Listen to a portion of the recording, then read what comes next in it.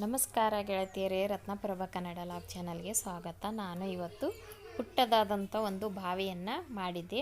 ಅದು ಯಾವ ಥರ ಮಾಡಬೇಕು ಅನ್ನೋದನ್ನು ಈ ವಿಡಿಯೋದಾಗ ನಿಮಗೆ ತೋರಿಸ್ತಾ ಇದ್ದೀನಿ. ಇದಕ್ಕೆ ಒಂದು ಪೇಪರ್ ತೊಗೊಂಡಿನಿ, ಹಾಗೆ ಒಂದು ಪುಟ್ಟ ಕೂಡ ರೌಂಡಾಗಿ ಕಟ್ ಮಾಡ್ಕೋಬೇಕು. ಹಾಗೆ ಪೇಪರ್ ಕೂಡ ರೌಂಡಾಗಿ ಕಟ್ ಮಾಡಿ ಇಟ್ಕೋಬೇಕು. ಹಾಗೂ ಒಂದು ಡಬ್ಬಿ, ಪ್ಲಾಸ್ಟಿಕ್ ಡಬ್ಬಿ ಯಾವುದಾದ್ರೂ ಒಂದು, ಇದು ಒಂದು ನಮ್ಮದು ಗಲ್ಲ ಇತ್ತು, ಅದನ್ನು ಕಟ್ ಮಾಡೀನಿ. ಹಾಗೂ ಕಲರ್ ಮತ್ತು ಫೆಮಿಕ್ವಿಕ್ ಕತ್ತರಿ. ಈಗ ಫೆಮಿಕ್ವಿಕ್ದಿಂದ ಆ ಪೇಪರು ಹಾಗೂ ಪುಟ್ಟಕ್ಕೆ ನಾನು ಮೆತ್ತುತ್ತಾ ಇದ್ದೀನಿ. ಹೊಸಬರು ನನ್ನ ಚಾನಲನ್ನು ನೋಡ್ತಾ ಇದ್ದರೆ ಪ್ಲೀಸ್ ಸಬ್ಸ್ಕ್ರೈಬ್ ಮಾಡಿರಿ ನನ್ನ ಚಾನಲ್ಗೆ. ಈಗ ಪೇಪರ್ ಕೂಡ ಆ ಡಬ್ಬಿ ಸೈಜನ್ನೇ ಅಂಟಿಸ್ತಾ ಇದ್ದೀನಿ. ಇದು ನನ್ನ ಮಗಳು ಮಾಡ್ತಾ ಇದ್ದಾಳೆ. ಒಣಗಬೇಕು. ಈಗ ಇದು ಒಣಗಿದೆ, ಕೈ ಕೂಡ ಅಂಟ್ಕೋತಾ ಇಲ್ಲ. ಈಗ ಇದಕ್ಕೆ ವೈಟ್ ಕಲರ್ ಮಾಡ್ತಾ ಇದ್ದಾಳೆ.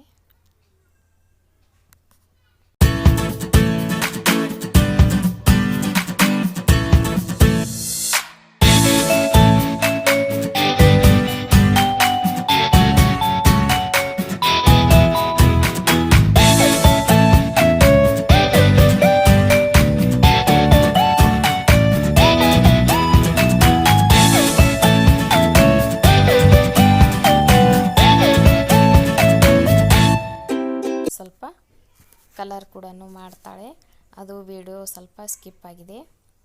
ಹಾಗೂ 2 ಸ್ಟಿಕ್ಗಳನ್ನು ತಗೊಂಡು ಅದಕ್ಕೆ ಫೆಮಿಕ್ವಿಕ್ದಿಂದ ಹಚ್ಚಿ ಅಂಟಿಸಿ ಇದಕ್ಕೂ ಕೂಡ ಕಲರ್ ಮಾಡಬೇಕು.